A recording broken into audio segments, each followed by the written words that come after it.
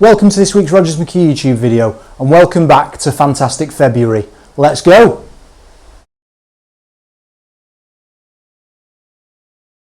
Welcome to the second episode in the Fantastic February series, and today we're going to look at 5 tips on how you can have your most successful year in recruitment. They're relatively simple, they're something that everybody can implement, and ultimately it's just about getting you thinking. We're obviously in the second month of the year, we're keen to have as big a year as possible.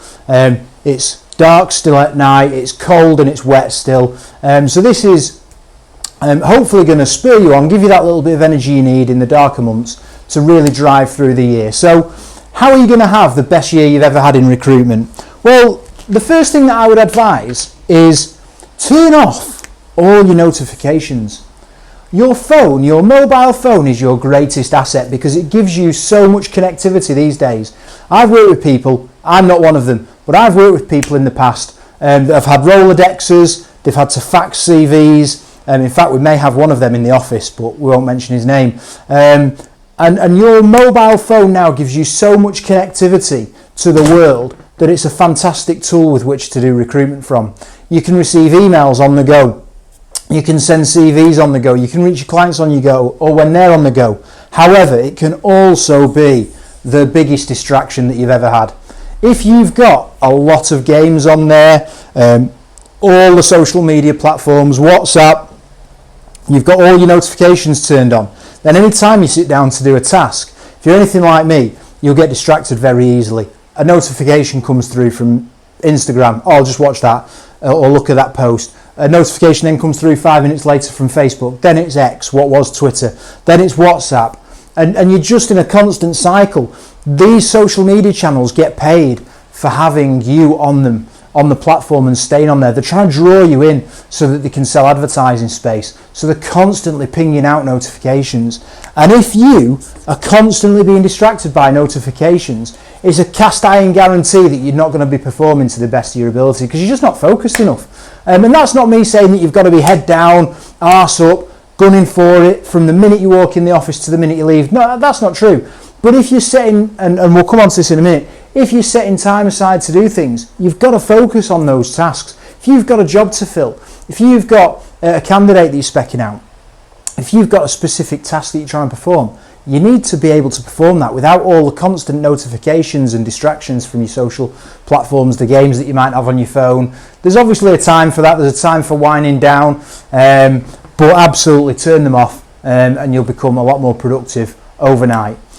The second thing that kind of follows on from there, diarise any key activities, but as I've put there, stick to it. So one thing that I am a little bit guilty of, and I'm trying to turn that around, is that sometimes I'll start the day thinking, right, I've got all these things to do, and I'll start doing one of them, and then after 10 minutes I'll flip on to something else, then I'll flip on to something, and not actually see the task through to its completion. So diarise the key activities, and I say they're key activities, so it might be that you think, right, this week, and you can do this on a weekly basis, right, this week I need to put X amount of time aside for sales, and this is when I'm going to do it, and bang it in the diary.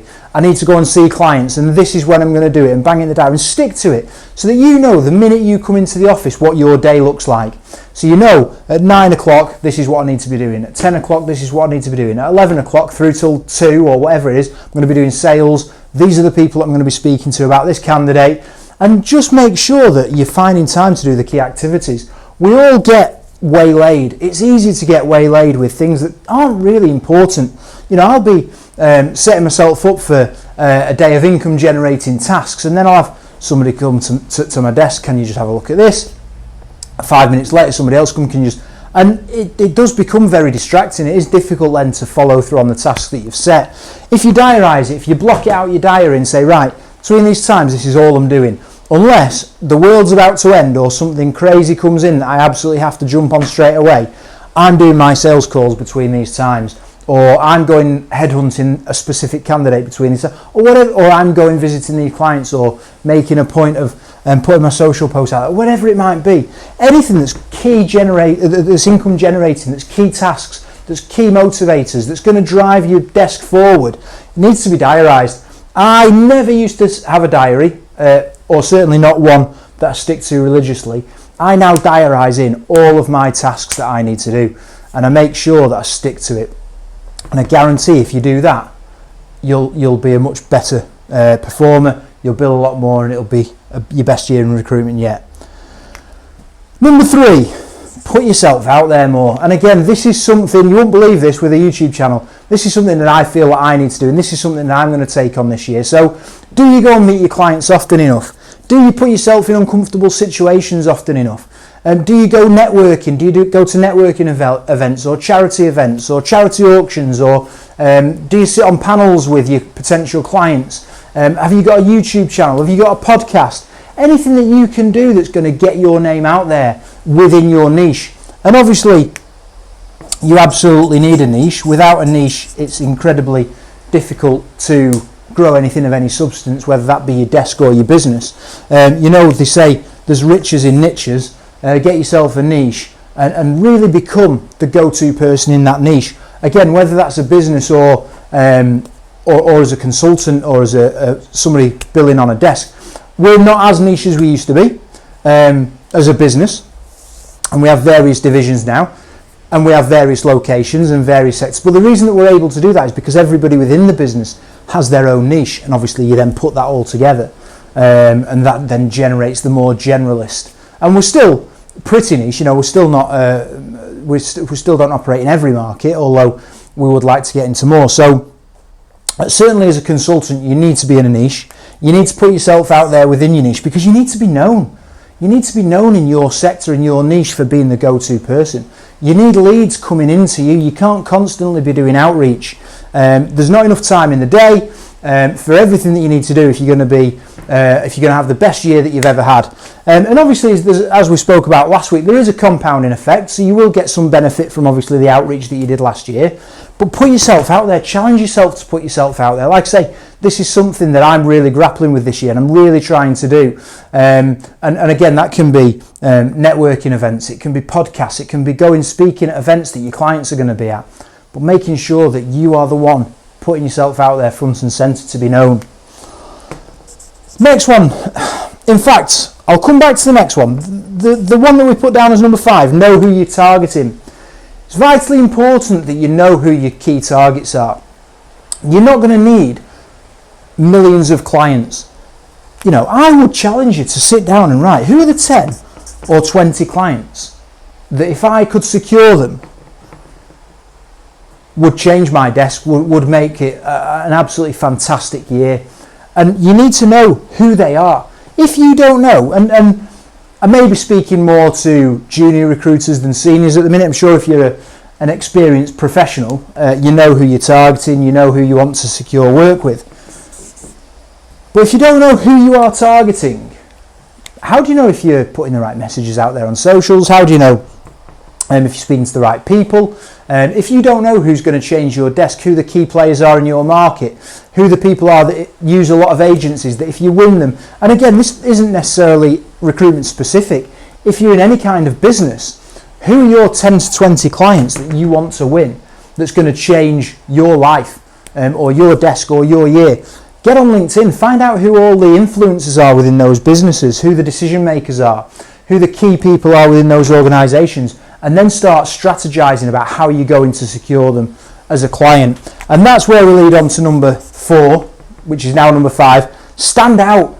So in recruitment, everybody puts sales calls in, everybody specs out candidates to clients, everybody tries to position themselves as being the expert in their niche. But what else are you doing? Does it all need to be done on the phone? We're looking constantly at ingenious ways in which we can stand out to our clients, whether that be a gift through the post, whether that be branded high visors, whatever it might be that you can maybe send through your post. I've heard that referred to in the past as lumpy mail, that you can send to those clients that you think are going to change your desk or your business. And one thing that sort of sticks out, I'm a big fan of Ryan Serhant, who you may have heard me mention before. He's a real estate broker. He now owns a massive brokerage in New York, well, in America, full stop. He's in quite a few states now, but he was trying to secure the listing of a massive development in the States, and wasn't getting anywhere with the potential client. So what he did is he actually filmed a short video on what the promotion and what the production of the advertising campaign that he would put out for this building would be. He uploaded it onto an iPad, and he sent the iPad to the property developer and said, look, this is how I envisage us branding your property to sell. And he got the listing, and it's no surprise he got the listing because he went above and beyond what anybody else would do. Now, if you're running a trades and labour desk and every client is worth £1,000 to you, it's probably not possible to send everybody an iPad that you want to trade with, because financially it doesn't work. So knowing your average customer value is obviously vital. If you're a perm biller and every single client that you work with is worth £30,000 to you, there might be some mileage in sending them a personalised iPad with maybe a promotion on there, a video. This is how I would market your business. This is how we go about finding candidates for your business. This is the tools that we use. This is the team that we've got. Please consider using us, banging it on an iPad and sending it out to them. So it's obviously important that you know your average customer value and how much you get every time you win a new client, because it's vitally important that you're not spending more than obviously you would get if you won these 10 to 20 clients. And again, I'm not suggesting that you send an iPad out to 5,000 businesses in the UK, because that's not what we're talking about. We're talking about knowing your clients, knowing your audience, knowing who's going to change your desk, knowing who's going to change your business, and who are those 10 or 20 clients that if you could secure would absolutely send your desk or your business to the moon.